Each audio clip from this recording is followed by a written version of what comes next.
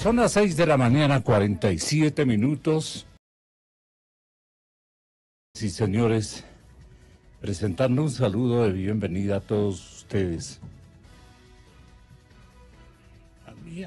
Yo me siento incómodo.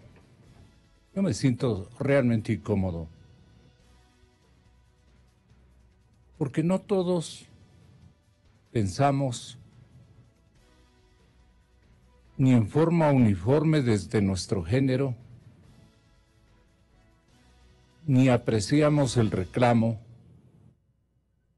lo advertimos injusto, muy disperso, la polémica de género que se busca protagonizar desde el sector de las damas.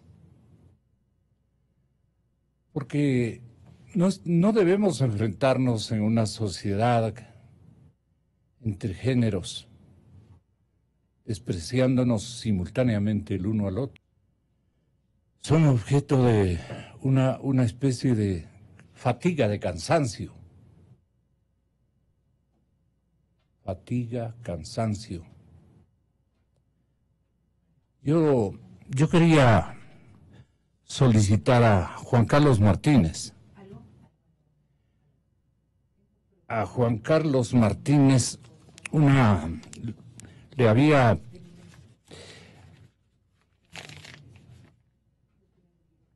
Juan Carlos Martínez duró poco como director ejecutivo de la Agencia de Control y Regulación de las Comunicaciones, Arcotel. Ustedes le pudieron escuchar esta víspera, ayer. A última hora, el directorio de ese organismo, presidido por Guillermo León, el ministro de Telecomunicaciones, ha decidido cesar al funcionario con más de un cuarto de siglo de trabajo. Dígame en términos generales, Juan Carlos. Vuélvale a timbrar, pues.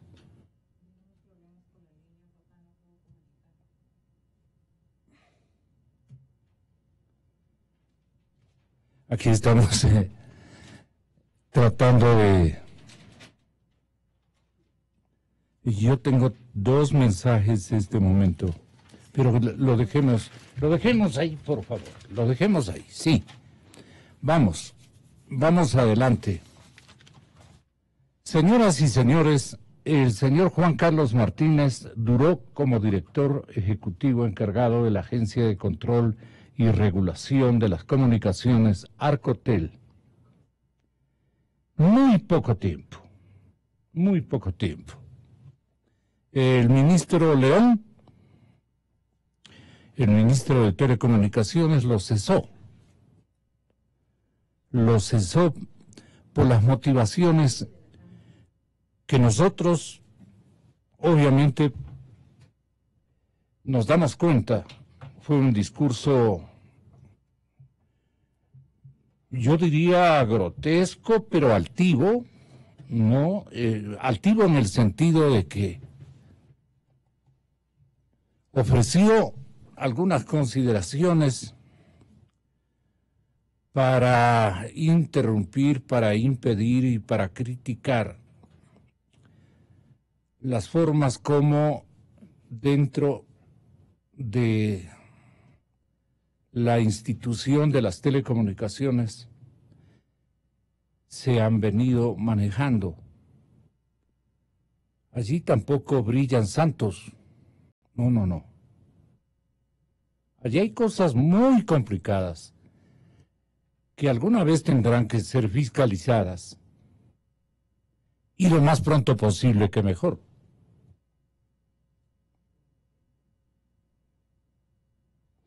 El argumento era que esos funcionarios impidieron el cumplimiento de las recomendaciones de Contraloría sobre la revaluación del cuestionado concurso de frecuencias.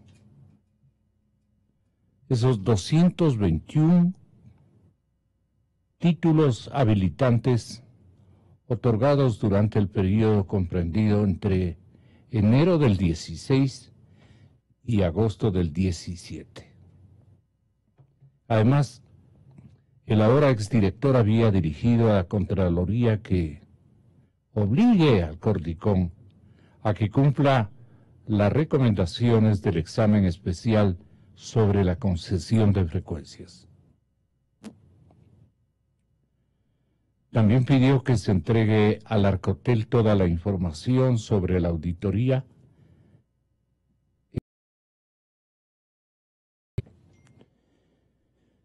y con este nuevo cambio ya son 5 los directores de Arcotel durante el mandato del presidente Moreno.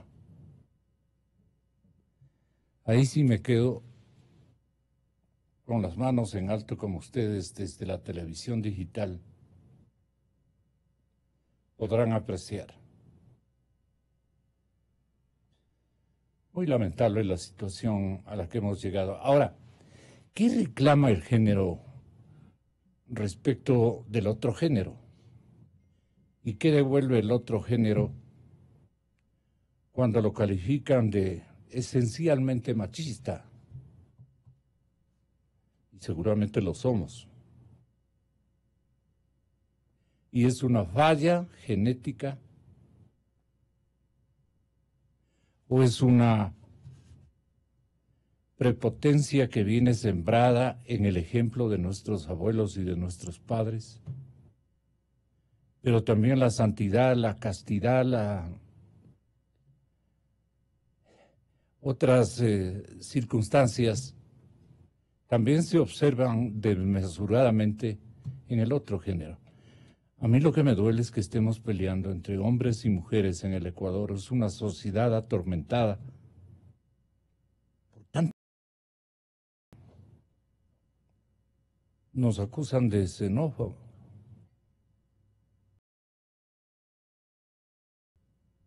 Tras este femicidio hay una polémica y una actitud que obviamente la rechazamos de parte de algunos sectores de nuestra población norteña, donde aprendimos lamentablemente algunas prácticas de prepotencia masculina, pero también hay de las otras. Las mujeres también deben aprender a cuidarse, a saber seleccionar sus amistades, a no prestarse a cosas que son escenarios naturalmente de donde corren peligro de ser ofendidas. Muy duro esto, muy duro. Xenofobia. Cifras de femicidios. Alarman, desde luego que sí. Son 615 mujeres asesinadas. El hombre es el culpable, dicen ellas. Yo creo que una reflexión en simultáneo de los dos géneros nos está haciendo muchísima falta. Y claro, un intelectual equilibrado, una persona que sobre seguridad tiene cualquier cantidad de masterados, que desde su didáctica y desde su cátedra nos ha venido ofreciendo luces de comportamiento a los dos géneros. Está aquí con nosotros para felicidad de nosotros, el señor arquitecto Fernando Carrión, cuando incluso la periodista y el periodista ven en distinto las cosas. Fernando, ¿qué nos está pasando como sociedad? O sea, este momento hemos inaugurado una polémica de género y hasta diría yo una guerra de argumentos de antecedentes, de recorderis, de inculpaciones. Véngase, Marianita, muy buenos días. Segundo y tercer invitados. Mariana Yepes.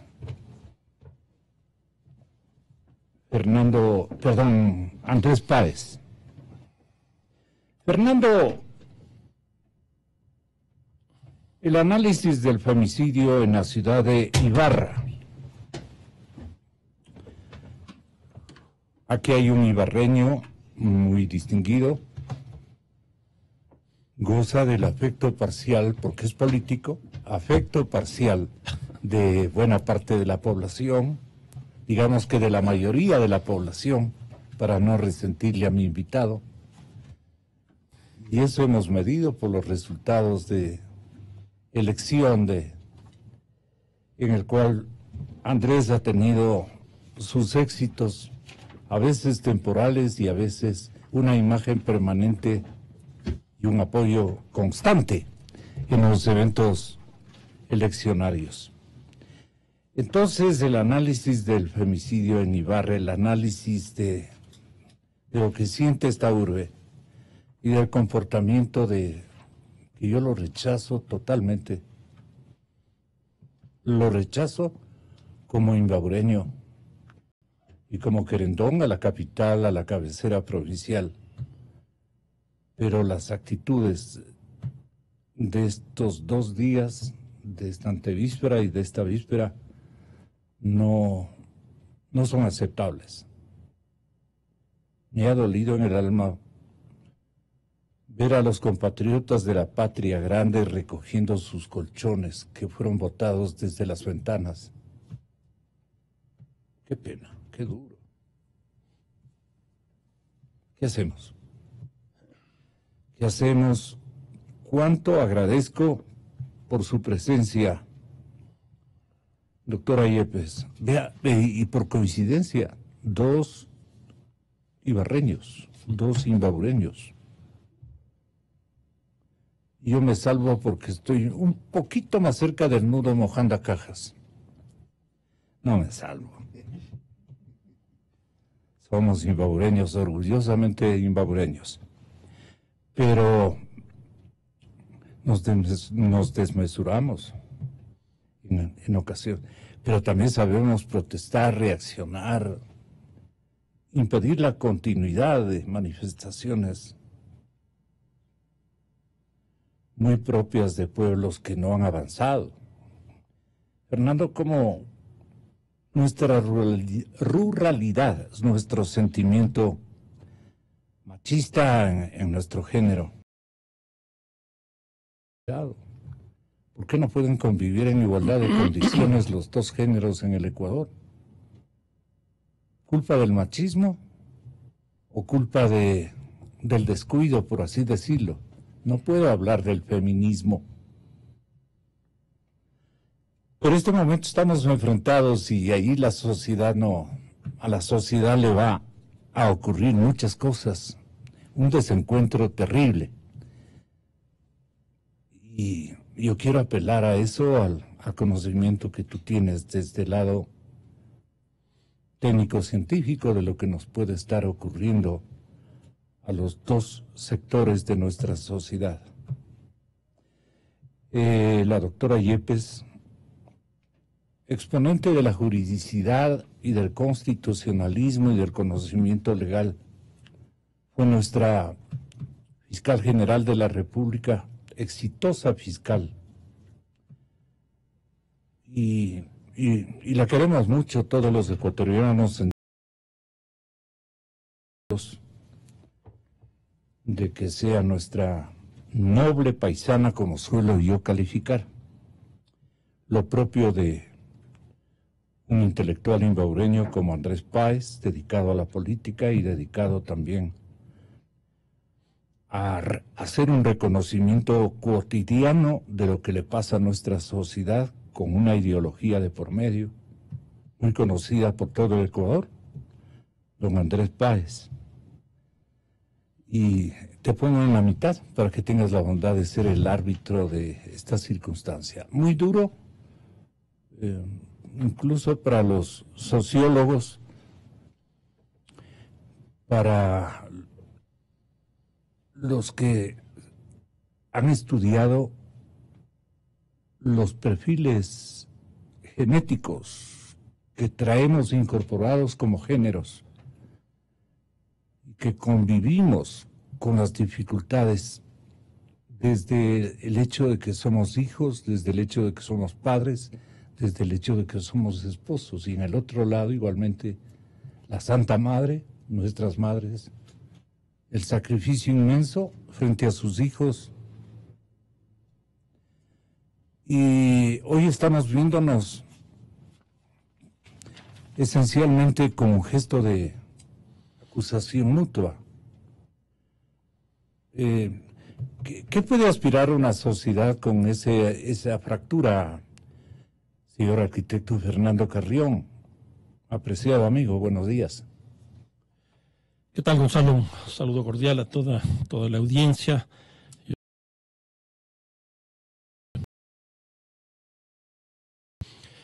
Sí, uno en estos días vive con un dolor muy fuerte de forma cotidiana por lo que ha acontecido principalmente con Marta y con Diana, y que ha traído tras de nosotros una serie de interrogantes, de preguntas respecto del conjunto de los conflictos que se viven este rato en el país. Entonces tenemos explícitamente políticas públicas para enfrentar este tipo de problemas.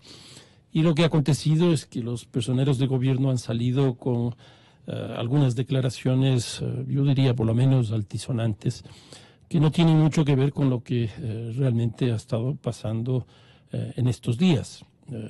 Por ejemplo, el comunicado del presidente de la República, donde se llama a constituir brigadas para verificar la condición migratoria de venezolanos, que incluso levantó muchos sectores de la población en contra de los venezolanos, generando un contexto muy fuerte.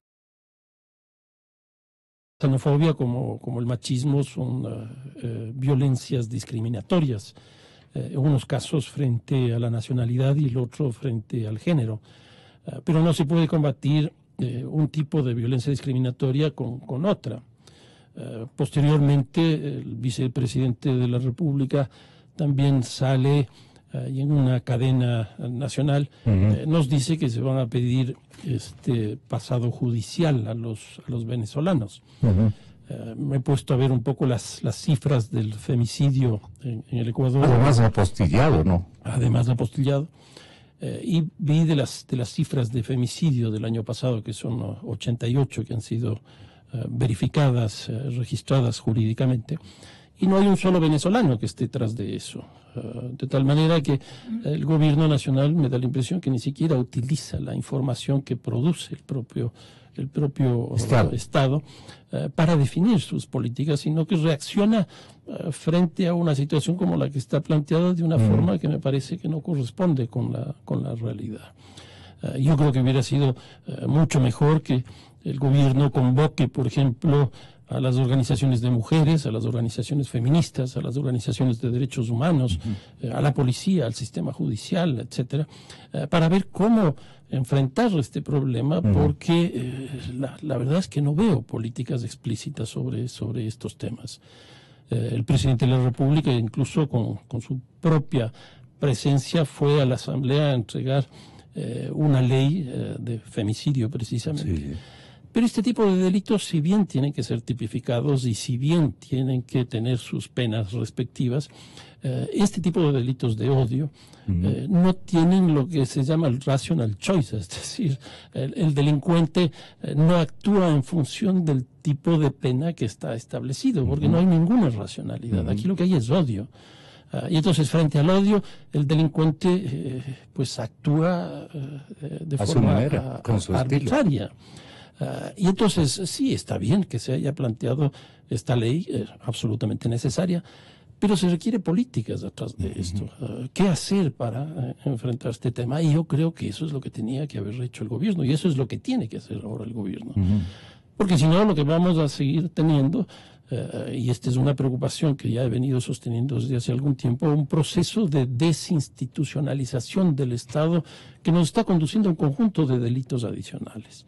El tema de Pozo Arja, por ejemplo, lo que pasó en Ibarra también es un acto de justicia por la propia mano, no solo que es un hecho de xenofobia, sino que también es un acto de justicia por la propia mano. Un elemento mano. que tal vez debe constar en el análisis de los tres personajes que aquí me distinguen con su presencia es el hecho de que la administración venezolana, la administración del Estado venezolano, no nos ha mandado también lo mejor de su comunidad.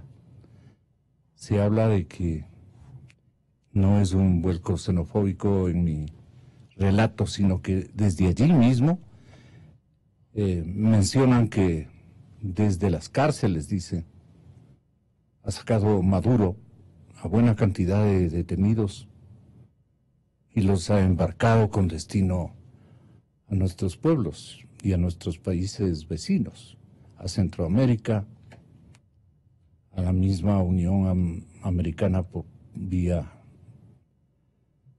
marítima y claro, a caminata limpia, como suelen decir con criollismos singulares los habitantes de nuestros países, la gente movilizándose en un tormentoso tránsito desde una lejana Venezuela.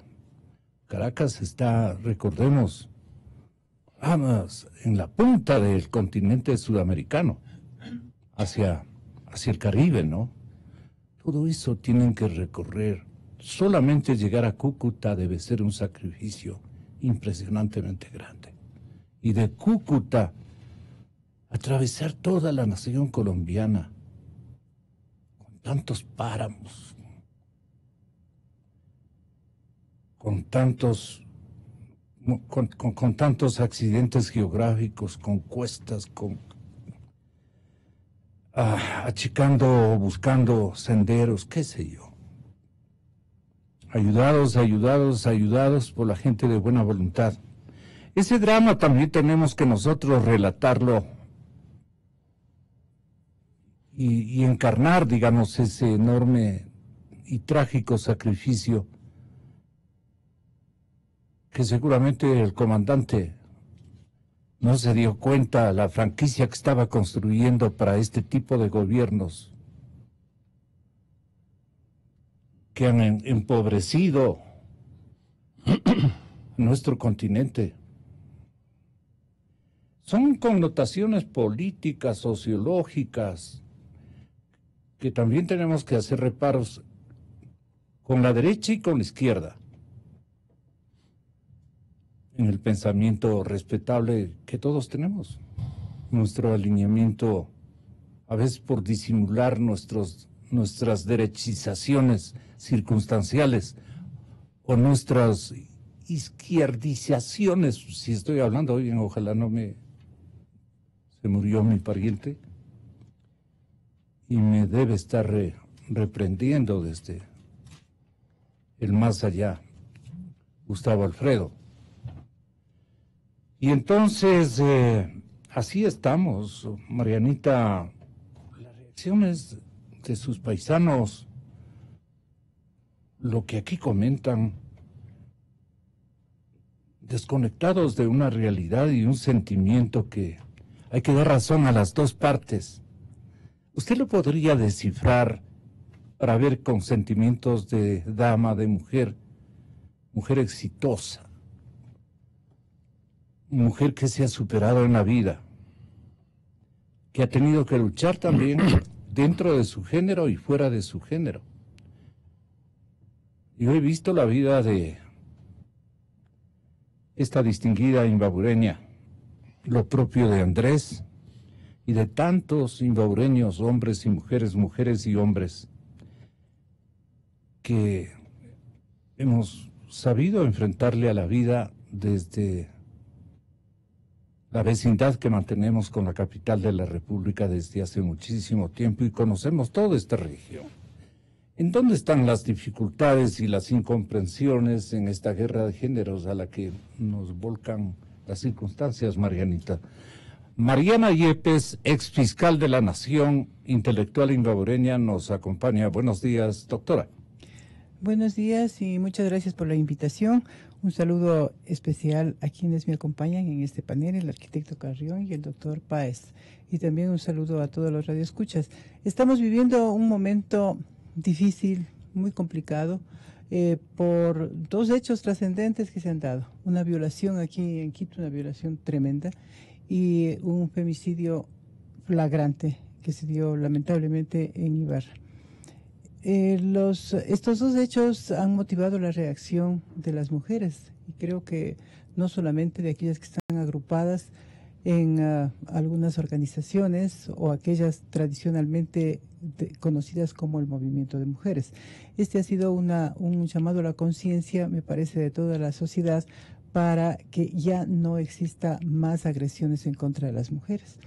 No solamente son aquellas que tienen esta representación, digamos, tan grave como el hecho sucedido en la noche del sábado, sino también para evitar otras agresiones, unas agresiones no tan fuertes como esa, digo, sino de todo tipo, porque no olvidemos que la violencia puede ser psicológica, física o sexual. En los dos casos que han motivado esta llamada de atención a la ciudadanía, se han producido hechos realmente de violencia en contra de la mujer, sexual y física y psicológica también. Pero dejando eso a un lado, dejando esta reacción que me parece justa, la reacción de las mujeres, yo creo que el tema principal que nos convoca y nos motiva a pensar precisamente en la reacción de las mujeres y la reacción de la ciudadanía injusta, en Ibarra sobre todo, es el hecho que se ha producido. ¿Y por qué se motiva? ¿Reacción justa usted califica? No, yo no creo. La reacción justa de las mujeres, pero no la reacción justa xenofóbica que se ha producido en Ibarra. Eso tiene varias motivaciones. Yo creo que primero es la indebida actuación de la policía en Ibarra. Porque si la policía actuaba como le ordena la Constitución, le ordena la ley, le ordena el reglamento, para utilizar el uso progresivo de la fuerza, podría actuar con estrategia. Se ve en la televisión, exactamente en la televisión se ve como hay momentos, tenía hora y media como para poder reaccionar, hora y media. Y se ve en la televisión espacios en los cuales está el agresor con su víctima bastante alejado de la ciudadanía, se ve un vacío en las calles. Podía actuar con estrategia, ¿no? Eso es propio de una policía. Con estrategia de fuerza. Con el uso progresivo de la fuerza. Claro. Y lo primero que es en eso, lo primero es la disuasión, es la conversación. Yeah. Nosotros hemos visto, porque ha sido todo público, hemos visto que la policía esté conversando. A mí me extrañó tremendamente esa misma noche cómo la policía estaba cruzada de brazos. Y más bien el público también reaccionaba, pero hablando, agrediendo más, y el público filmaba como si se tratara de una película de terror. Eso es gravísimo. Si la policía actuaba bien, no había esa reacción. Pero también es ¿La experiencia de mascarilla no le toma en cuenta usted? No, yo no tomo en cuenta porque son hechos totalmente diferentes. Aquí hay hora y media de reacción, de un agresor con una víctima amenazándole hora y media. En el tema de mascarilla, en cambio, existe un movimiento. Entonces, a lo mejor fue una actitud imprudente del policía en ese caso, pero hay otra situación que a mí sí me llama la atención. En las noticias, por las noticias me he enterado que la policía de Ibarra indica que sí tiene una policía de élite, AIGOE también, que podía intervenir, pero que estaba ocupado este grupo estaba ocupada en otra operación, digamos. Entonces, ¿qué quiere decir? Que la ciudad vive desprotegida, que no hay la debida distribución de los agentes de policía en Ibarra. Es una capital de provincia y no despreciemos a los demás cantones tampoco que pueden darse. ¿Qué pasaba si sucedía en otro cantón que no era Ibarra? Tampoco podía intervenir la policía, porque la policía de élite estaba solucionando otro problema. y no podía comparecer a Ibarra. No tenía teléfono. Eso es lo que mencionan, no tenía teléfono. Recién se enteraron cuando regresaron a Ibarra, cuando los hechos estaban consumados. Si intervenía debidamente, a lo mejor esta reacción ilegal, injusta, inmoral, inconsciente de la ciudadanía, quizá no se hubiera producido. Pero también quiero anotar algo.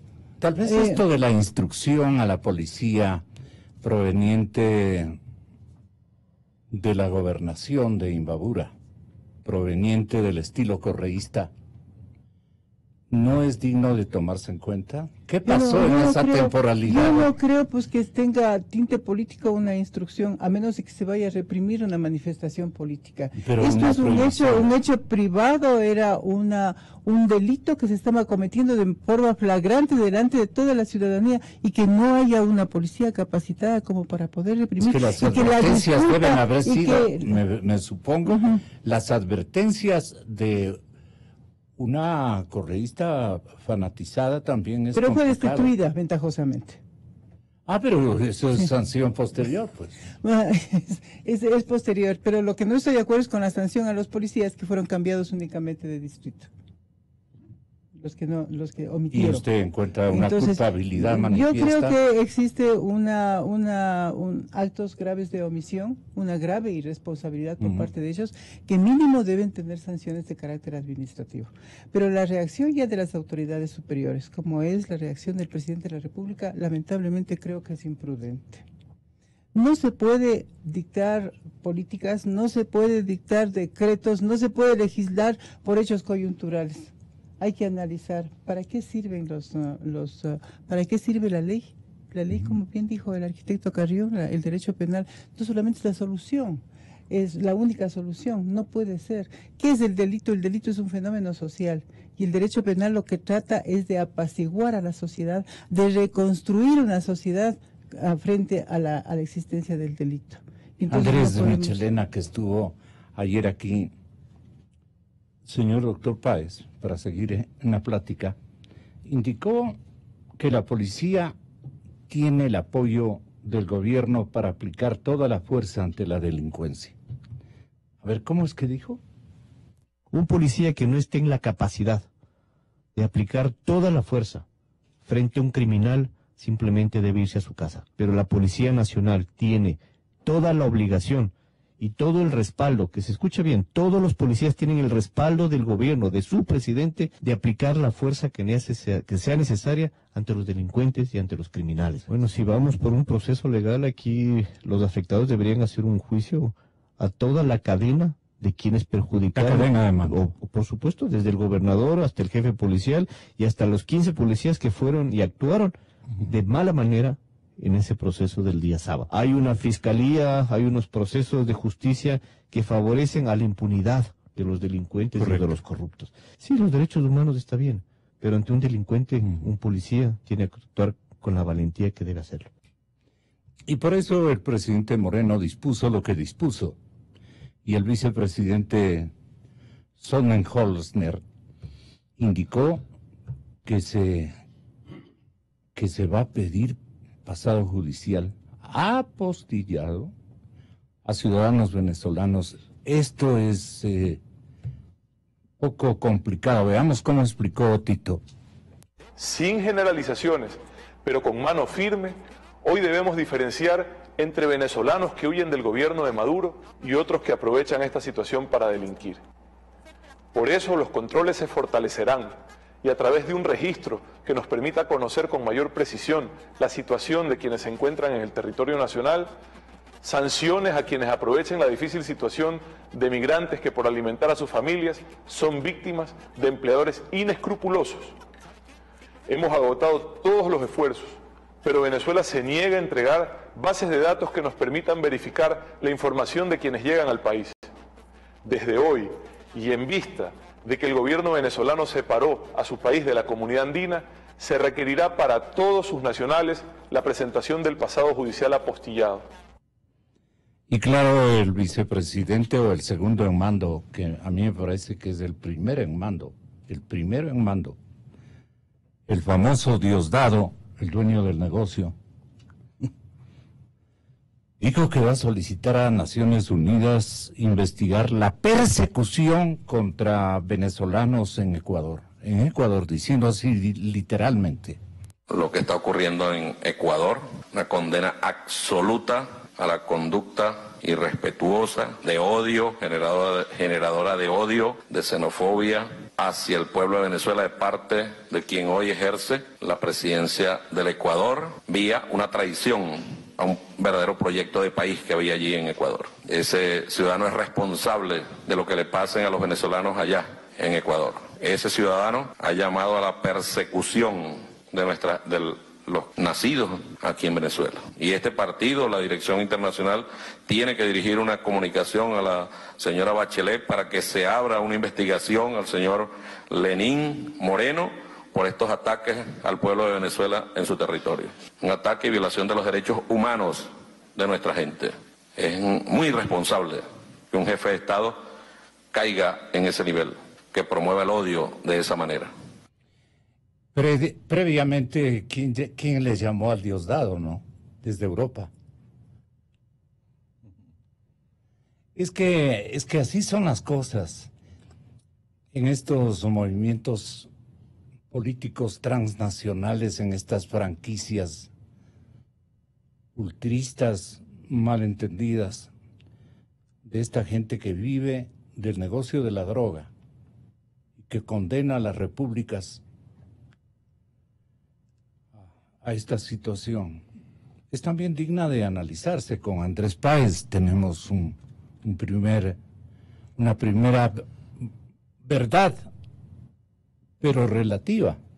Analice bien, exasambleísta y excandidato a la vicepresidencia.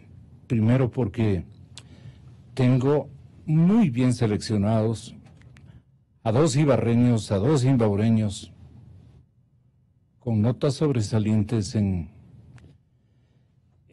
su actitud, en su actuación de la cual hemos dependido en muchas ocasiones los ecuatorianos. ¿Qué pasa en Ibarra, doctor Páez? Gracias, Gonzalo. Buenos días. Un saludo a Marianita, a Fernando. Hace minutos la policía acaba de informar que no han sido detenidos los policías que participaron en estos eventos el día sábado. Sin embargo, han sido cambiados a otro destacamento.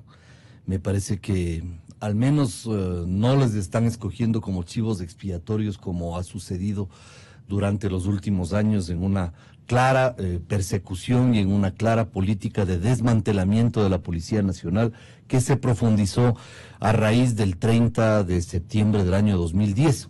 Antes ya el entonces dictador había decidido barbaridades como comerse 9 generales en una sola resolución apenas llegó al poder. Y luego utilizó a la policía para todos sus despropósitos y el desmantelamiento institucional ha sido tremendamente grave. En segundo lugar, yo creo que ya hemos analizado, ya el país conoce lo que pasó en Ibarra.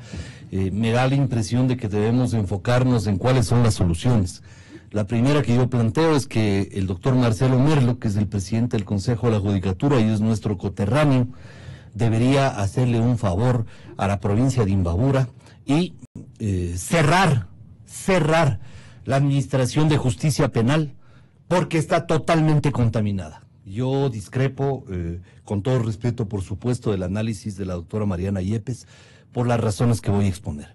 Este no es un problema del día sábado, este es un problema aguas arriba, es una justicia que está absolutamente contaminada, que ha recibido injerencias políticas y politiqueras de la exgobernadora Marisol Peñafiel, y es una justicia que no ha respondido a las expectativas de la provincia de Imbabura, sino a esas presiones.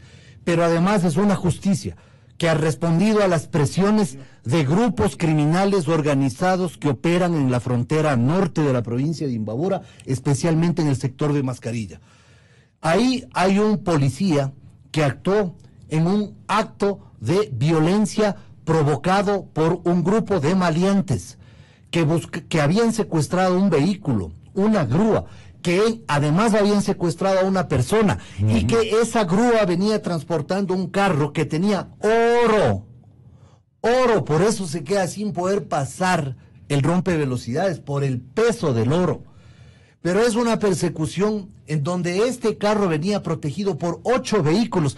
No me digan que una persona que se roba una billetera va a tener la posibilidad de que 8 vehículos actúen conjuntamente. El delincuente se baja y pretende clavarle un cuchillo en el cuello a David Velastegui.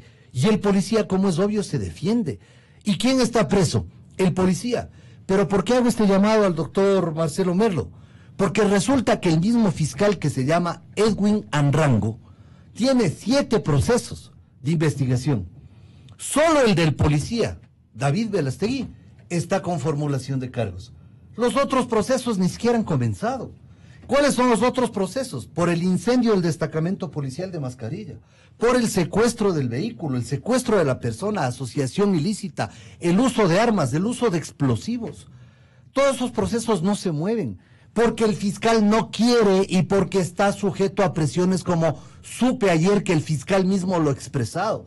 Y si el fiscal ya no quiere hacerse o no puede hacerse cargo, que tiene presiones muy serias en este caso. ¿Desde dónde? Desde los grupos de crimen organizado que operan en el norte de la provincia. En segundo lugar... No, pero vale la pena que nos explique y sustente esta acusación, que hay un crimen organizado en la provincia de Imbabura. Un crimen organizado en el norte de la provincia que opera a sus anchas, y por eso el presidente de la República lo que tiene es que declarar en emergencia esa zona, porque ahí tiene que intervenir las Fuerzas Armadas. La policía no se da abasto, por mayores esfuerzos que haga, con su plana operativa, es insuficiente para enfrentar. ¿Y es por el tema minero? Es por el tema minero, pues, es por el tema del oro. Ese es el asunto, es la explotación minera de Buenos Aires, de esa zona tan rica en minerales, que está provocando toda esta situación. Por eso, las Fuerzas Armadas tienen que recuperar el control de la zona norte de la provincia de Imbabura, especialmente. Y a la policía. No, en conjunto con la plana operativa de la policía. Porque fíjese, Gonzalo, ayer... Pero es que reciben órdenes distintas. Sí, pero pueden hacer operaciones conjuntas, como lo han hecho en otras zonas. Mire, 21 de enero, 2:13 de la mañana, parte policial en la ciudad de Ibarra nuevamente. Otro incidente en la zona de Mascarilla con disparos. ¿Y qué es lo que hacen estas personas? Lo mismo que hicieron en el caso de David Velastegui. Se pasan el control policial y se pasan arrastrando un patrullero, porque esa es una zona que no tiene ni Dios ni ley. Entonces, esa es la segunda medida que tiene que tomar el gobierno, la declaratoria de emergencia. En tercer lugar, la ministra de Gobierno. ¿Cuánto tiempo tiene en funciones la actual gobernadora, alta dirigente del partido? Estuvo desde el inicio del gobierno hasta el día domingo. Estuvo correísta, asambleísta de Alianza País en 2 periodos y con un elenco de familiares en varias funciones públicas. Pongámosle la identidad, porque Marisol Peñafiel. Ya. Sí, ya no está en la gobernación, y una de las tareas que ahora tiene María Paula Romo es precisamente nombrar a un gobernador que no esté contaminado por el correísmo y que además se dedique a frenar esta ola de violencia xenofóbica que es injustificable. Ya, esto por el lado administrativo, político. Por el lado de los errores en cuanto a la estructura sociopolítica. Señor arquitecto Carrión, ¿cuáles son los errores que tanto en el estamento administrativo nacional como en la provincia de Imbabura usted nota una especie de divorcio, de contradicción y todo lo demás? Que más que todo, la falta de una preparación adecuada del personal policial para saber actuar. Están con 3, 4 mensajes simultáneos, presiones simultáneas, de acuerdo a lo que quieren hacer y lo que quieren más o menos hacernos entender al resto de ecuatorianos. Y esto está ocurriendo, Fernando, en todos los lugares donde hay este tipo de incidentes. el Ecuador está ultra dividido, tremendamente polarizado. ¿Toma en cuenta usted en ese análisis la parte ideológica? ¿O es que el correísmo está haciendo de las suyas a través de esta guerra generalizada para retomar el poder? Porque está logrando objetivos estratégicos. Y ese señor es capaz de todo. Sí, me parece que hay que hacer también un análisis de carácter político, estratégico. Tenga la bondad, Fernando. A ver, quizás dos puntos de entrada para esta intervención mía. Una primera es que obviamente en el territorio ecuatoriano existen múltiples tipos de violencia y cada tipo de violencia tiene que ser enfrentada desde la lógica de cada una de ellas. Esto que nos plantea Andrés, algo había conocido yo, pero no tan explícitamente, pero eso corresponde a un tipo de violencia explícita, específica, que no tiene nada que ver con el tema que estamos trabajando, que es el tema del femicidio, por ejemplo. Una segunda cosa. Perdone, pero la idea mía es que hay un entrevero de estos escenarios. En muchos casos existe eso. Una segunda cuestión que a mí me preocupa mucho también es cuando se empieza a hacer análisis y políticas focalizadas en determinados territorios. ¿Qué es lo que va a pasar con esto? Vamos a terminar estigmatizando a Ibarra. De los datos que yo he tenido la oportunidad de ver respecto de femicidio, no hay un territorio donde hay una prevalencia de este tipo de delitos en el territorio nacional. En otras palabras, esto que aconteció en Ibarra pudo haber acontecido en cualquier otro lugar. Pero lo que me da la impresión es que estamos añadiéndole otro tipo de violencia, que es la estigmatización, y entonces hoy día Ibarra es un ingrediente ajeno, inventado por nosotros. No, es un hecho que ocurrió, efectivamente. No es un hecho que es exclusivamente de Ibarra. Por ejemplo, vi datos que también han tendido a crecer mucho. De estos 88 femicidios que hubo el año pasado, en el 2018, en todo el Ecuador, el lugar donde más cantidad de femicidios hay es Guayaquil. Y esto tiene una explicación, y es porque son datos absolutos, y Guayaquil es la ciudad que tiene la mayor cantidad de población en el Ecuador. Entonces, no es un tipo de delito que está ubicado explícitamente en un territorio, sino que está en todo el territorio ecuatoriano. En otras palabras, el machismo es ecuatoriano también. Ahora, aquí vienen algunas reacciones, por ejemplo, frente a lo que se ha planteado por parte del gobierno nacional de restringir la entrada a los venezolanos como si ellos fueran los culpables. Ya señalé hace un momento de que de estos 88 casos de femicidio del año pasado, no había habido uno solo provocado por venezolanos. Este es el primer caso. De tal manera que eso lo que muestra es que no se reacciona con la información, no se reacciona con el conocimiento, sino que se reacciona un poco en función de la percepción que se tiene de la opinión pública. Y aquí hay dos casos que a mí sí me llaman la atención. Uno, por ejemplo, ecuatorianos matando a una mujer en Chile, ecuatorianos abusando de una mujer en España. ¿Qué va a pasar si Chile adopta la misma política que nosotros estamos adoptando frente a los venezolanos, frente a los ecuatorianos? A mí me preocupa eso muchísimo.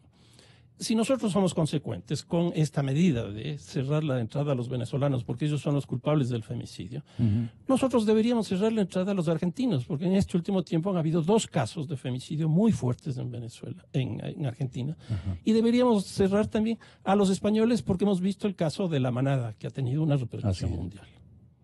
Yo creo que no se puede funcionar de esa manera. Ahora, creo que el caso de Diana es un caso también que debería ser trabajado en profundidad, porque ahí empiezan a aparecer una serie de falencias en términos de política pública por parte del Estado. Por ejemplo, yo creo que amerita profundamente una discusión respecto de lo que significa la Policía Nacional. La Policía Nacional está viviendo una crisis muy fuerte, y en esto estoy absolutamente de acuerdo con Andrés. Desde el 30 de septiembre entró en una crisis significativa la policía, que hoy día tiene un temor pero impresionante para actuar en el espacio público. Si bien legalmente tiene la atribución del uso progresivo de la fuerza y legalmente podía haber resuelto esto produciendo la baja del venezolano, ¿Qué es lo que hubiera pasado si le hubiera matado al venezolano? Y toda la sociedad ecuatoriana hubiera salido también a reclamarle a la policía, como ya ha acontecido en otros casos. En otras palabras, hay una muy mala construcción de legitimidad de la policía dentro de la sociedad ecuatoriana. Una segunda cuestión es que este no es un caso aislado. Esto es algo que está aconteciendo en el país de manera absolutamente generalizada, y se requiere políticas frente a esto. A mí me parece que un caso de con la resonancia que ha tenido, lo que debería meritar es justamente generar un gran consenso nacional para establecer una política para reducción de la violencia contra las mujeres. Y en eso estoy absolutamente de acuerdo con Mariana cuando señala que estos movimientos que han ocurrido en estos días, por ejemplo, el día de ayer, que fue en Quito, que fue en Guayaquil, que fue en Cuenca, que fue en Manta, que fue en varias ciudades, que sea un momento para que haya una gran participación y que el presidente, haciendo honor a lo que ha venido planteando del diálogo, establezca un diálogo para generar una política explícita en este campo. Y yo creo que ese sería un gran aporte que haga el gobierno frente a una realidad como esta. Ayer enterraron a la joven que fue asesinada el fin de semana en nuestra cabecera provincial, en Ibarra. En medio, naturalmente, del dolor de sus familiares, la conmoción de todo el país y la advertencia del gobierno de que no permitirá actos xenofóbicos y que ofrecerá facilidades para los venezolanos que quieran dejar el país. Aquí viene otra decisión muy controversial, Marianita.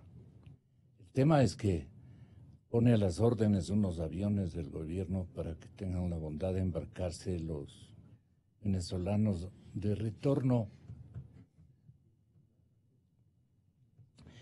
Bueno, yo quisiera mencionar que esta última noticia que usted nos ha hecho conocer es otra forma de violentar derechos. Si los venezolanos vinieron acá es porque no quieren estar en Venezuela. Sí, exactamente. Y entonces les pone aviones para que regresen al fuego. Claro. Y claro, se sienten ellos totalmente presionados, están aquí y están perseguidos porque se incentivó la xenofobia y tienen que regresar a Venezuela porque allá... Pobre gente, imagínese usted. No tienen alimentos, no tienen medicina, nada. Y aparte son objetos de tremendas violencias también, políticas y también callejeras. Y de cálculos, ¿no? Entonces, a ver quién pega mejor estratégicamente. ¿no? Esa es una contradicción tremenda y yo creo que por haber dictado esa resolución, ese decreto, basado en un momento de emoción coyuntural, yo creo que va a ocasionar una serie de problemas que a nivel inclusive internacional. Respecto al hecho mismo en que Diana pierde la vida, yo creo que sí amerita una profundización de razonamientos. El arquitecto Carrión tiene muchísima razón en eso y con mayor conocimiento, pero me parece que no era un hecho aislado de la persona que le agredió, del venezolano que la mató. No era un hecho aislado porque parece que los dos eran una pareja sentimental. Entonces, debe haber habido expresiones de violencia anteriores. Y la chica no sé si ella presentó denuncias por estas violencias. Si es que no presentó denuncia, debe haber un trabajo también desde las altas esferas del gobierno para que haya una conciencia un trabajo de conciencia de las mujeres para que no dejen de denunciar estos hechos. Porque si en cambio sí hubo denuncias, hay una indebida actuación de las autoridades correspondientes que bien pudieron haberle sancionado y con eso se hubiera evitado. Porque las políticas no son solamente hacia la sanción, sino también hay de prevención. Y parte de la prevención no solamente es la educación, sino también el accionar de las mujeres a todo nivel, el momento que sean víctimas de violencia para que puedan presentar sus ¿Cómo es denuncias. esta segunda parte? el comportamiento de la mujer imbabureña y No de y imbabureña, yo ecuatoriana. digo a nivel A nivel general, mundial, a digamos. nivel mundial, porque no solamente el femicidio es ecuatoriano, bien anotaba el arquitecto, no solamente es en Ibarra por este hecho coyuntural, sino que existe en todo el país. Y un análisis de eso, de esos datos, de esa tendencia, es lo que motivó la creación de este delito, ¿no?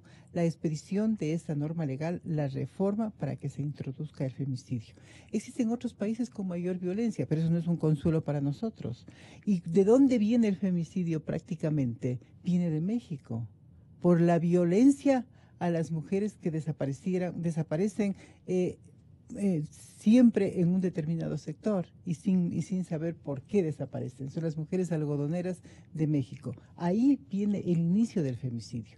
Luego acoge Guatemala y hemos ido así avanzando hasta que en el Ecuador también acogió y dictó esa norma que modifica el código, introduce un nuevo delito en contra de la vida de las mujeres. Bien, pero lo que creo que la violencia, que no solamente es del extremo este del femicidio, porque hay también asesinatos en contra de mujeres que no son femicidios, son asesinatos, porque la característica esencial del femicidio es que sea hecha por razones de poder, o sea, de poder, y por considerar, siendo la víctima siempre una mujer, por ser mujer, ¿ya? ¿Qué había en el interior, que habría en el interior, en el razonamiento, en el sentimiento del agresor que cometió el delito el día sábado en la noche? Un sentimiento de propiedad. Eso es objetivo, ¿no? Sí. Vimos que él le tenía sujeta y con el arma blanca amenazándole. Es un sentimiento de propiedad. Se le escapaba, ¿no? Y quería preferible matarle antes que se escape, porque era su propiedad.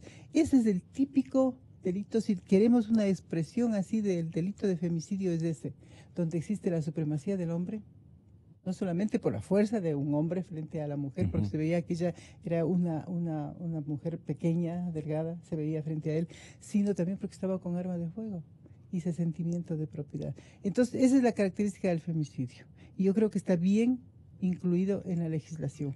Pero no solamente esa expresión final de la muerte de la mujer por la autoridad del hombre, por el exceso del poder, por la forma abusiva de autoridad que tenía frente a su víctima, es la violencia. Existen otras formas de violencia y esas formas de violencia anteriores deben ser también denunciadas. ¿Qué? La violencia psicológica, por ejemplo, que no se ve, pero que se siente, tiene que ser denunciada, ¿no? Hay muchísimas mujeres... Refiero un ejemplo.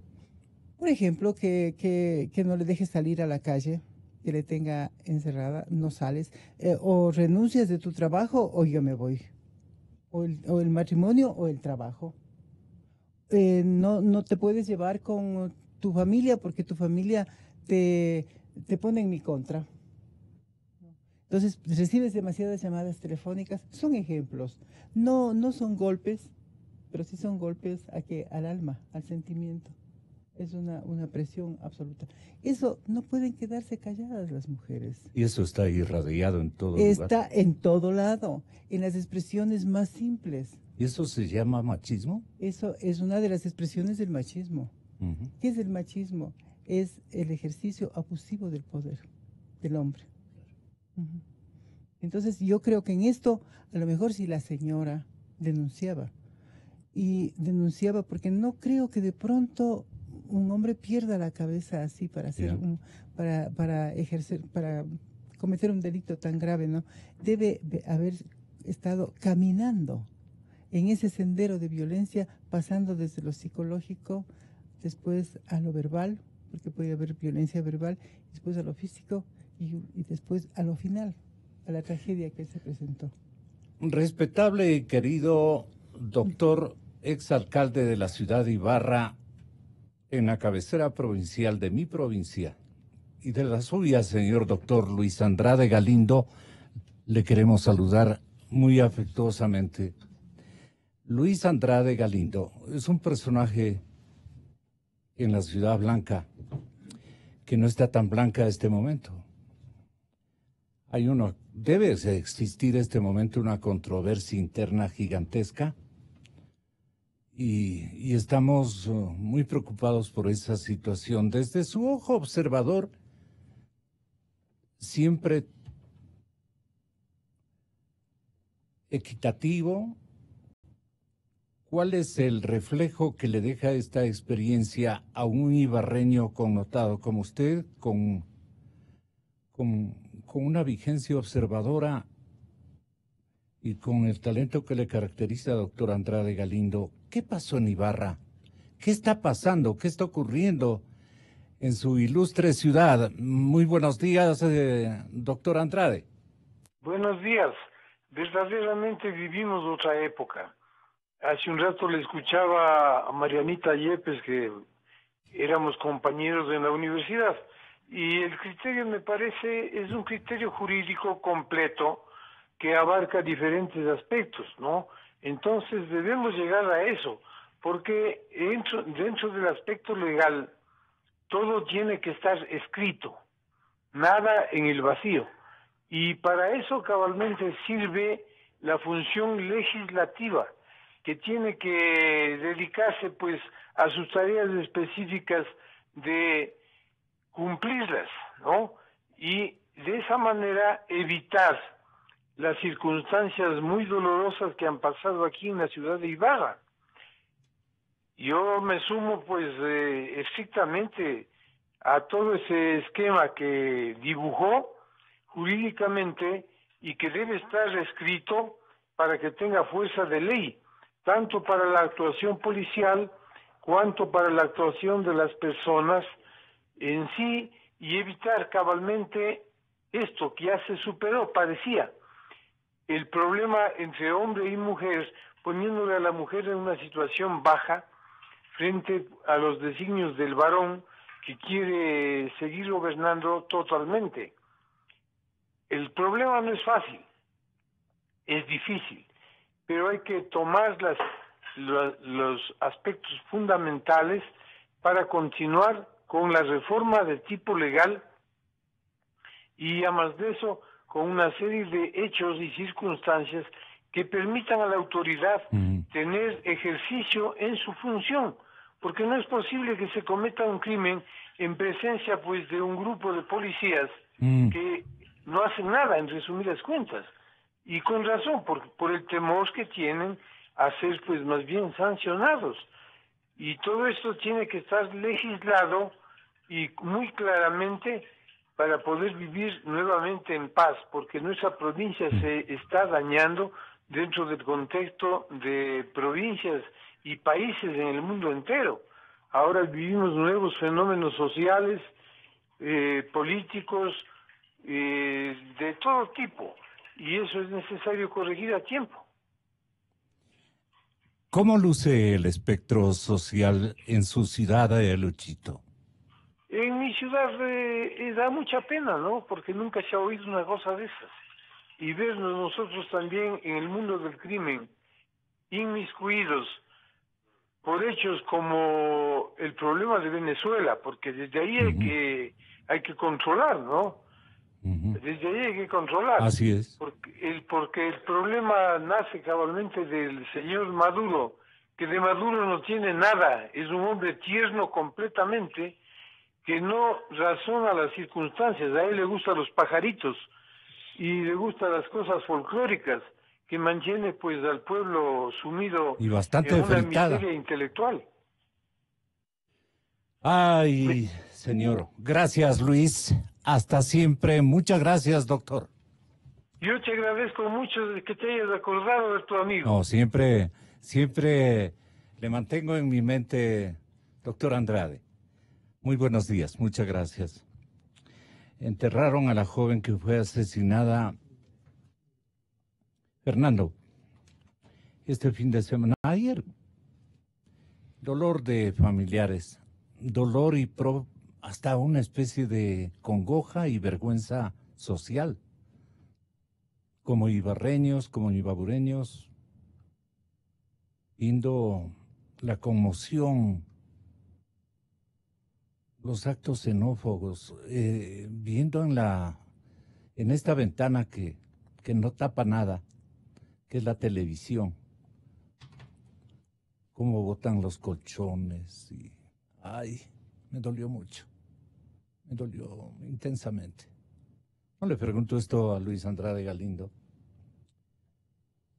Él vive otra particularidad. Nosotros desde acá podemos tener un ojo mucho más, tal vez objetivo, pero, arquitecto Carrión, ¿qué está pasando con la sociedad ecuatoriana? ¿Ha crecido la xenofobia?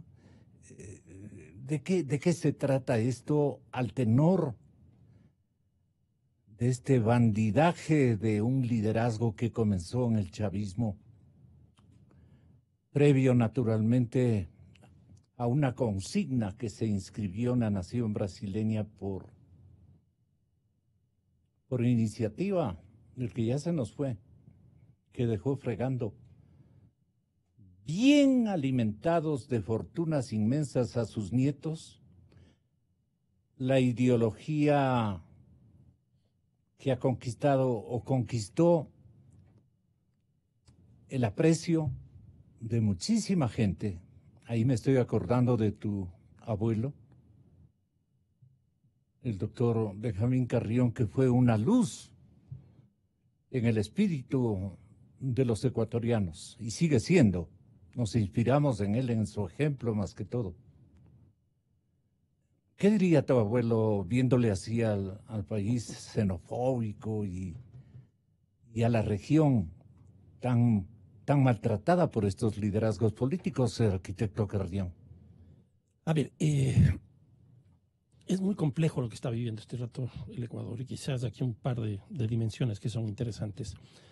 Una primera, el Ecuador había sido principalmente un país de inmigración, es decir, de expulsión de población. Y probablemente la población que más salió en el Ecuador fue en el cambio de siglo con la crisis económica cuando se produce la dolarización. Hubo una marea muy fuerte hacia los Estados Unidos y hacia Europa. Que por cierto, eso está significando este momento un incremento de las remesas del 14% respecto al año 2017. En otras palabras, gran parte del problema económico estamos tratando de capear el temporal gracias a los aportes de los migrantes ecuatorianos. Pero ¿qué es lo que ha ocurrido en este último tiempo? Ya no expulsamos población, sino que recibimos población. Y entonces... cambiaron los roles. Cambió totalmente. Y entonces, ¿qué es lo que nosotros tenemos este rato? Una migración colombiana muy fuerte, pero muy fuerte, que ha hecho que gran parte de esa población, por ejemplo, vive en Quito. El caso del refugio, que ya tiene una connotación legal porque tiene un estatus migratorio distinto al resto. En el caso del Ecuador son alrededor de 70.000 personas colombianas que han llegado bajo esa condición. Pero se habla de más de 500.000 colombianos que en este siglo han llegado. A eso hay que sumarle cubanos, a eso hay que sumarle haitianos y esta última migración de estos últimos 2 años que provienen de Venezuela. ¿Qué es lo que se ha detectado a través de una encuesta que se hizo el año pasado, que es muy interesante? Se le pregunta al quiteño, ¿usted quisiera vivir al lado de un colombiano? El 48% de la población de Quito dice que no. Dice que no. ¿Usted quiere vivir al lado de un venezolano? El 52% de la población de Quito dice que no. ¿Usted quiere vivir al lado de un haitiano? El 55% dice que no. En otras palabras, en el caso de los haitianos, que incluso en términos de flujo poblacional es de las migraciones más pequeñas, más pequeñas, lo que se ve claramente es que no solo que hay xenofobia, sino además racismo. Porque gran parte de la población haitiana es de origen afrodescendiente. En otras palabras, la xenofobia está presente en la sociedad ecuatoriana. Y me parece que esa condición está conduciendo justamente a que el gobierno empiece a plantear unas políticas que no son las correctas, que no son las erradas. Esa es una primera reflexión que me parece importante. Que no son las acertadas. No, porque está actuando en función de la demanda de la sociedad ecuatoriana, que en muchos casos es xenófoba, y está incrementando eso, que es lo que hemos visto exactamente en el caso de Ibarra. La segunda cuestión, que a mí me preocupa muchísimo, es el tema de la institucionalidad pública que este rato existe en el Ecuador. Una primera cosa, con estas políticas del Estado mínimo, estamos reduciendo el Estado en su máxima expresión, al extremo de que este rato su capacidad de actuación es prácticamente nula. Esa es una cosa. Una segunda, yo tengo muchísima preocupación en este momento de transición que vive el país. Y aquí hemos hablado ya de eso. Tenemos 3 vicepresidentes de la República en un año 8 meses. Tenemos 4 o 5 fiscales en ese mismo periodo. No tenemos Corte Constitucional. La Corte Nacional de Justicia está en un problema muy complejo. ¿Y quién nos legó este? No, de acuerdo, absolutamente de acuerdo en eso, pero no es posible que en un año 8 meses tengamos esta inestabilidad institucional. Gonzalo, usted mismo leía al principio de este programa el caso de Arcotel, si no me equivoco. Arcotel tiene ya, si no me equivoco, 6, 7 directores que están manejando eso. ¿A qué conduce esto? A que efectivamente no haya la posibilidad de realizar una buena gestión. Y entonces lo que estamos viendo este rato en el país, simplemente por la crisis del sistema penal que tenemos, lo que estamos viendo es la justicia por la propia mano. Entonces, en el caso de Ibarra, lo que tenemos es una configuración de un conjunto de delitos que parte con el femicidio, es decir, el asesinato a una mujer por razones de género, y tal como señalaba Mariana hace un momento, por la simetría de poder que ahí existe. Ahí tenemos una primera cosa. Una segunda es toda la cosa de la xenofobia que se produce principalmente por este ambiente que crea el propio gobierno nacional en un lugar donde existe xenofobia. Y en tercer lugar también se configura un conjunto de delitos que van desde agresiones físicas, psicológicas, no solo a venezolanos, sino en general a extranjeros, porque ahora el pasado judicial apostillado, ¿cómo lo van a controlar? A través de brigadas, según el presidente de la República. Es decir, todos nosotros hoy día tenemos que cambiar el patrón de comportamiento que hemos tenido hasta ahora, llevando las cédulas, llevando el pasaporte y llevando este instrumento. Porque nos van a pedir en la calle, nos van a pedir en la fábrica, como señaló.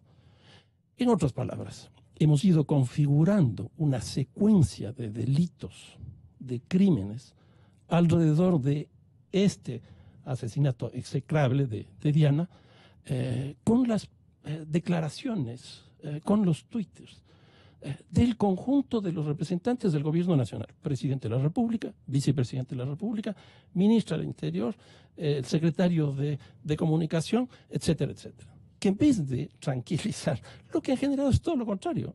Ahora vamos a mandar a todos los venezolanos en avión.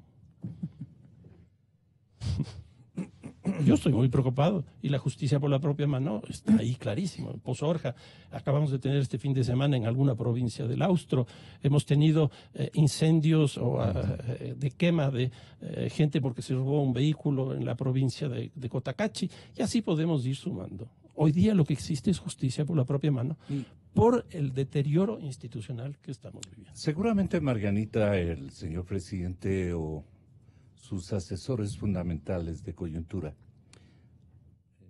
dijeron, es que los venezolanos dicen, ¿y ahora cómo nos regresamos? Si venimos después de un sacrificado tránsito en el que hemos empleado tantos días, no tenemos disponibilidades ni económicas ni anímicas para retornar. ¿Y a qué retornamos? Este sinvergüenzón sale a decir que somos nosotros los que convocamos a su gente feliz que vive allá, prendada de su cariño, de su afecto, de su ponderado estilo de gobernar y de todos los favores que un Estado narcoterrorista ha producido en los últimos años.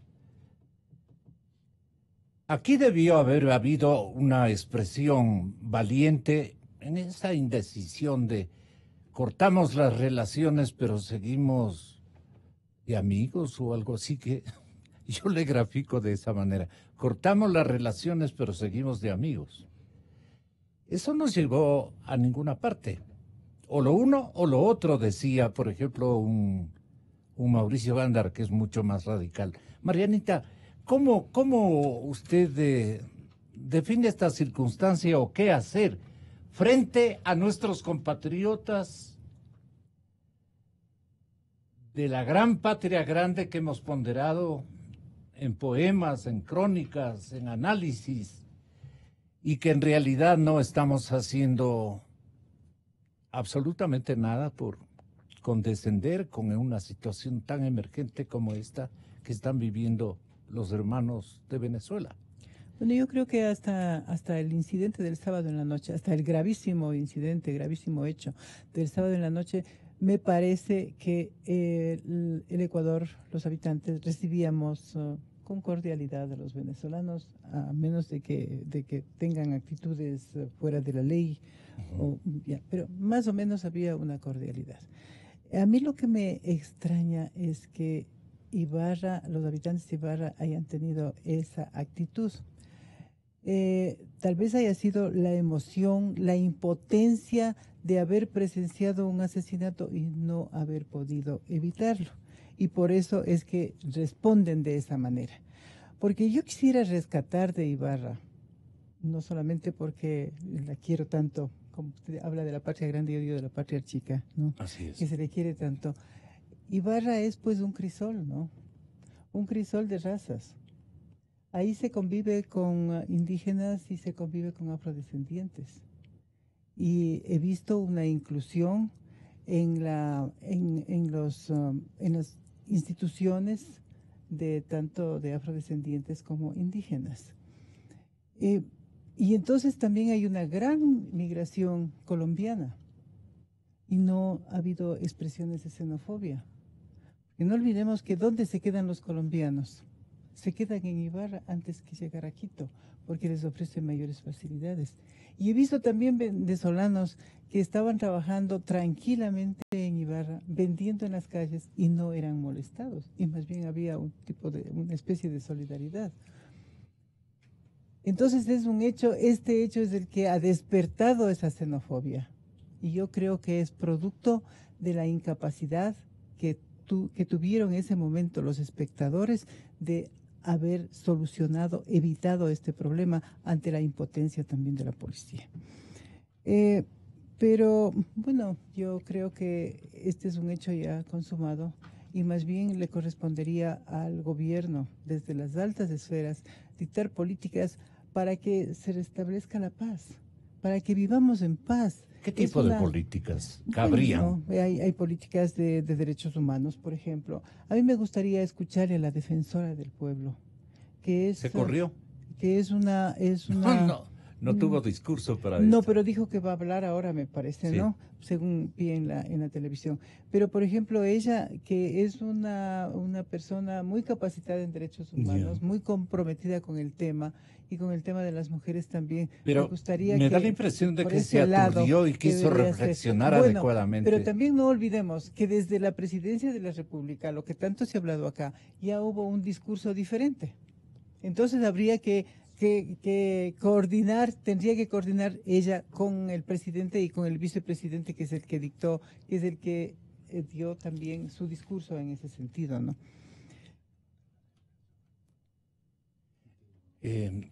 A usted le toca, Andresito. Mire, yo terminando. creo que aquí hay un tema que no hemos enfocado y que me parece tenga la importante enfocar, que en esta vieja costumbre de los ecuatorianos de buscar culpables, costumbre que se profundizó y echó raíces especialmente durante el correísmo, que eran expertos en encontrar no solo culpables, sino además crear fantasmas y enemigos imaginarios para a alguien responsabilizarle de todo lo que hacían. Sí creo que es importante poner a buen recaudo algunos temas como pero el de la siguen actuación. el inventario de estos fantasmas que... Sí, claro, y eso van a seguir, ¿no? La prensa corrupta y la partidocracia y el pasado y los mismos de siempre y los traidores a la patria. Y ahora, ¿no? el traidor y ahora la policía. Y a mí me parece que aquí la ministra tiene una gran responsabilidad, que es primero apartarse de esa política de buscar culpables. En segundo lugar, advertir a la ciudadanía, advertir. Porque aquí yo tengo información que me llega y he demostrado que la información que me llega es información veraz. Se pretende encausar a los policías que estuvieron allí y darles 16 años de prisión. A ver, ¿qué pasa con el policía David Velastegui en el caso Mascarilla?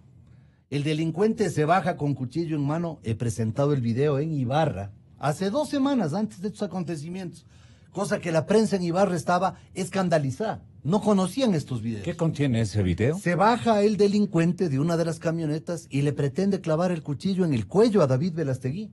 Obviamente el policía reacciona, saca su arma, dispara al piso, para simplemente, no es que le apuntó a la cabeza, dispara al piso, la bala rebota y se produce la muerte de un criminal. No pues del cura párroco que andaba por ahí, de un criminal, cuya muerte evidentemente lamento como la muerte de cualquier persona, claro. Pero en esas circunstancias, ¿qué estaba haciendo el policía? Defendiendo su integridad. Desenlace, el policía preso. Ahora lo del sábado, los policías van, policías que no reciben municiones, que no reciben respaldo, policías que están permanentemente amenazados de ir a la cárcel si usan sus armas. ¿Y qué sucede con los policías? Gonzalo, yo quisiera... Andrés, una cosa, y no tienen práctica de ejercicio de disparos. Así es, y Gonzalo, yo quisiera mostrarle este video a usted, porque creo que esto me permite ilustrar lo que le voy a decir. Este video que le voy a mostrar en este momento corresponde a una captura que realiza la policía, ¿no? Cerca de Santo Domingo. Mire usted lo que pasa. ¿Qué es lo que hacen los policías aquí, Gonzalo? Estos son delincuentes a quienes la muchedumbre les ha capturado, ¿sí? A estos delincuentes que estaban siendo maltratados por la multitud que les agarra en sus fechorías. Tal vez a nuestra teleaudiencia le interese observar. Aquí hay una cámara. Si quiere le paso, Milton, a su teléfono. Ya, entonces, estos policías les salvan a los delincuentes del linchamiento, ¿sí? Y los delincuentes finalmente terminan recibiendo atención médica porque ya habían sido golpeados por la muchedumbre. Llega la policía y salva a 4 delincuentes. Y lo que hace para salvarles es ponerles en el balde de la camioneta y salir, pero escapando del sitio con una muchedumbre armada de palos, de piedras, de cadenas, que quería tomar justicia por mano propia. ¿Sabe quién está preso? Los delincuentes ya están libres. ¿Saben quién están presos? Los 4 policías que les salvaron a los delincuentes del linchamiento. Sí. Están presos en la cárcel de Santo Domingo. Y yo, desde el día de ayer, les voy a defender de forma gratuita, porque les quieren juzgar a ellos en institución policial para darles de baja, aparte del juicio penal que tienen. O sea, ellos van y les salvan. ¿Qué nos pasa, no? Mire, Gonzalo, en el caso Fideca, ojalá algún rato podamos ahondar en esto. ¿Sabe qué pasó con el doctor Galo Chiriboga? Se robaron 18 páginas del proceso. ¿Sabe qué pasa en el caso en Fideca? La época de Galo Chiriboga. Claro, ¿no ve que había que buscar estos casos de espectacularidad para decir que los derechos humanos, etcétera? ¿Usted sabe quién fue testigo en este tema? Seidy Vélez Falcones fue testigo en el caso Fideca. ¿Sabe quién es? Testigo en contra de los policías que están presos desde hace 5 años. ¿Quieren saber, ecuatorianos, quién es Seidy Vélez Falcones? Miembro de la banda de peruanos, seguida por la Interpol, que estaban asaltando la farmacia Fideca. Que cuando llegan los policías, llegan por coincidencia a la farmacia Fideca, porque iban a un operativo. Sí, pasan por ahí y ven que estaban asaltando. Se bajan los policías y ¿sabe con qué fueron recibidos? Con granadas. Con granadas. A fuego. ¿Y qué hacen los policías? Defenderse. No podían pues los policías decir, a ver señores, a ver los asaltantes, pónganse a la izquierda, los clientes de la farmacia a la derecha, los empleados de la farmacia al fondo. No, es así. ¿Y sabe qué pasa, Gonzalo? 5 años ya están presos los de la policía. ¿Sabe cuántos policías presos hay solamente en la cárcel 4, Gonzalo? 40 policías. Hay policías presos en Riobamba, en Quevedo, en Ambato, en Santo Domingo, en la cárcel de Turi en Cuenca, en Loja, en Tulcán.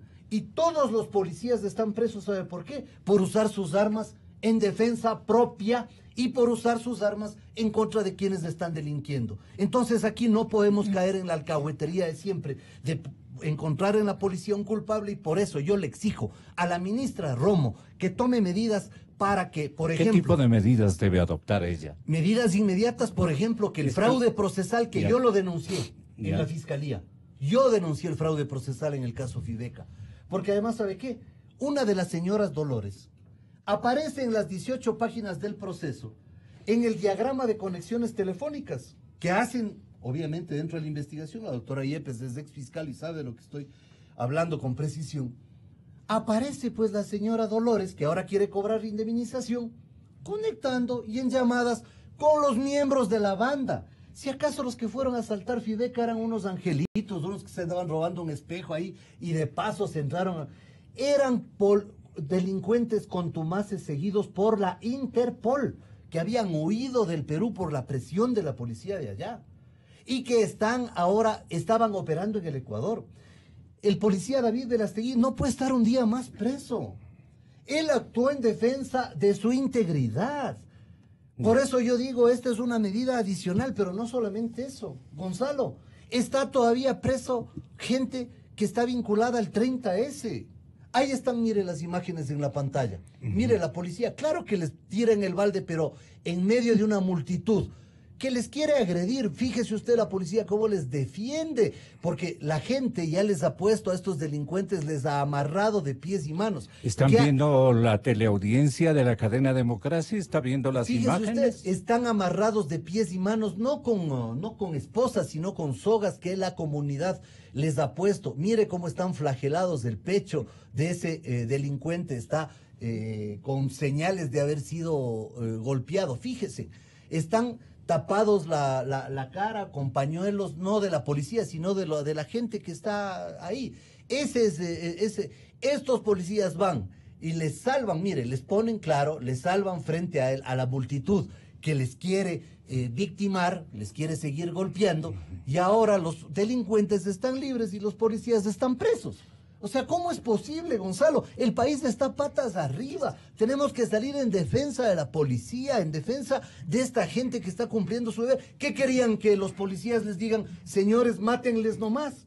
No puede, pues, el policía permitir el linchamiento de ellos. El policía tenía que estar tratando de salvar la integridad. Ahí están los policías, se ve cuál es su actuación, e incluso uno de ellos se termina subiendo en el balde para impedir que sigan siendo maltratados los delincuentes ante una multitud que, ¿sabe qué? No confía en las autoridades de justicia, porque los delincuentes llegan y al día siguiente los jueces les sacan libres, porque los fiscales no les acusan a los rateros, y eso es la insatisfacción que tiene la gente. Usted ve los letreros que ponen en los barrios de Quito. Fernando, que es uno de los grandes estudiosos de la ciudad de Quito, me va a dar la razón. Ratero encontrado, ratero que será linchado. Ratero encontrado, ratero que será quemado. Esos los letreros que ponen haciendo vaca entre los vecinos, ponen en la entrada del barrio. Ratero encontrado será quemado. ¿Saben por qué? Porque la gente dice, ¿para qué vamos a entregar a los rateros a las autoridades de justicia? ¿Para qué? ¿Para qué si al día siguiente les van a sacar libres? Entonces aquí sí hay que poner en escena el tema de la policía, que tienen que dejar de culparle a la policía de todo, y no vamos a permitir que sigan policías en las cárceles. Los policías tienen que salir a prestar servicio, a seguir defendiendo a la comunidad. No digo policías involucrados, por ejemplo, hay uno en la cárcel de Latacunga involucrado en narcotráfico, que es diferente. Pero estos otros policías a los que me refiero son los detenidos en actos de servicio, que aparte de eso, detrás de ellos hay familias. ¿Saben cuánto les cuesta a los abogados a los policías? 10, 15 mil dólares las defensas. Los policías se quedan en la calle por defenderse en estos procesos. Las familias se quedan sin su padre en la casa, las esposas se quedan abandonadas. Y quiero que sepan esos policías y sus familias que no están solos, que los vamos a seguir defendiendo, porque nosotros sí estamos del lado de la gente buena. Además, una cosa, y con esto termino, Gonzalo, este no es un tema de mujeres contra hombres. Este es un tema en donde a los hombres nos duele con la misma intensidad que las mujeres lo que está pasando. Tampoco es un tema de nacionalidades. No es un tema de que sean de una u otra nacionalidad. El delito es uno solo, cualquiera sea la nacionalidad. Entonces, que no se confunda el tema ni de la nacionalidad ni del género. Aquí todos estamos en contra del femicidio, todos en contra de la violencia, pero todos también debemos estar en favor de la fuerza pública y no de los criminales que siguen operando gracias a la complicidad y la alcahuetería de jueces y fiscales. ¿Qué aspira usted de la defensora pública o defensora del pueblo? Fernando, terminamos.